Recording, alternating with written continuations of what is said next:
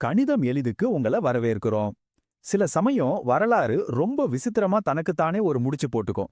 இன்னைக்கு நாம கணித உலகத்துல இருக்கிற அப்படி ஒரு முடிச்ச தான் அவிழ்க்க போறோம். வாங்க பார்க்கலாம். மார்ச் 22. கேலண்டர்ல பார்த்தா இதுவும் மத்த நாள் மாதிரி ஒரு சாதாரண நாள் தான் இல்லையா? ஆனா கணித வரலாற்றை பொறுத்த வரைக்கும் இந்த தேதி ஒரு கலங்கர விளக்கம் மாதிரி பிரகாசமா நிக்குது. ஏன் அப்படி? அதுக்கு பின்னாடி என்ன ரகசியம் இருக்கு? வாங்க, அதைத்தான் நாம இப்போ தோண்டி துருவி பார்க்க போறோம்.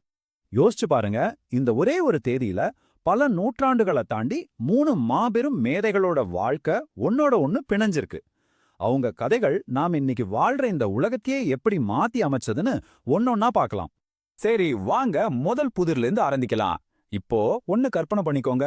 ஒரு சொட்டு கான்கிரீட் கூட ஊத்தல, ஆனா நீங்க 91 மீட்டர் உயரமுள்ள ஒரு பிரம்மாண்டமான அணையோட வலிமையை செக் பண்ணணும். எப்படி பண்ணுவீங்க? முடியுமா?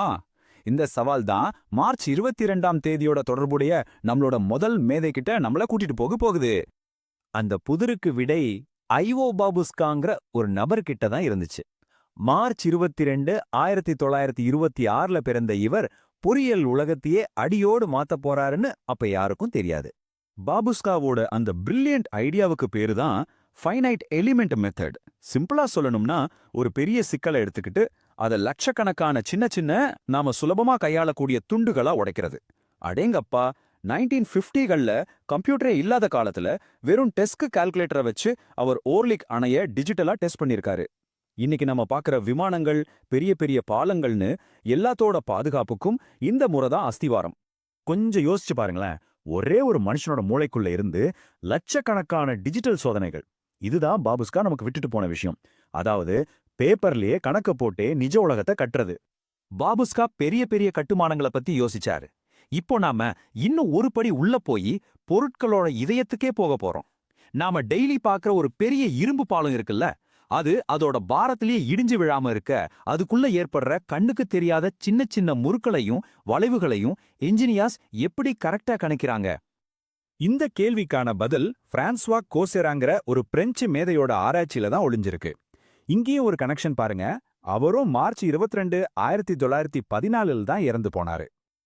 கோசெராவோட ஐடியா உண்மையிலே ஒரு புரட்சி தாங்க.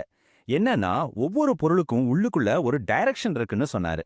அவரு பொருட்களை வெறும் புள்ளிகளா பார்க்கல, அதுக்கு பதிலா சுழலக்கூடிய திசையுள்ள புள்ளிகளா பார்த்தாரு.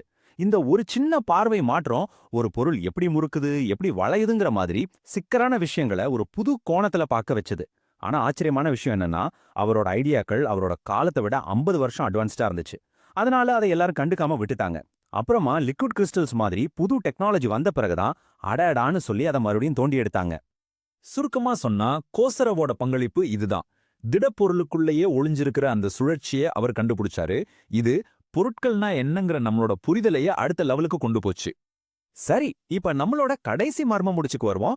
இதுவரைக்கும் நிஜ உலகத்தை பத்தி பார்த்தோம். இப்போ பியோர் மேத்ஸ், அதாவது எண் கோட்பாட்டோட அழகான உலகத்துக்குள்ள போகலாம்.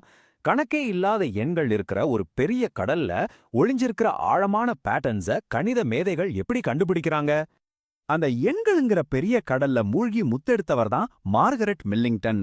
மார்ச் 22, 1944ல பிறந்த ஒரு அபாரமான கணித மேதை இவங்க.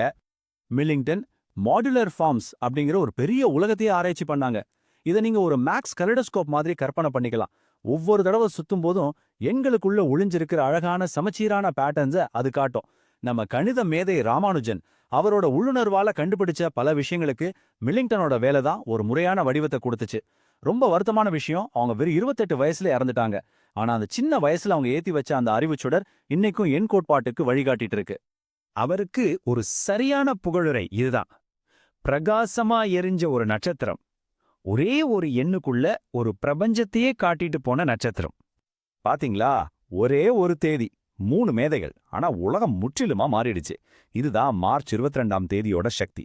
இன்ஜினியரிங், பிசிக்ஸ், பியோர் மேத்ஸ், இது எல்லாத்தையும் ஒன்னா இணைச்ச ஒரு நாள். சரி, இப்போ உங்களுக்கான ஒரு கேள்வி. உங்க பிறந்தநாள்ல என்ன மாதிரி கணித ரகசியங்கள் ஒளிஞ்சிருக்கலாம்னு நினைக்கிறீங்க? நாம சாதாரணம் நினைக்கிற ஒரு தேதியில கூட இந்த பிரபஞ்சத்தோட விதிகளையே மாத்தி எழுதின கதைகள் இருக்கலாம். அதனால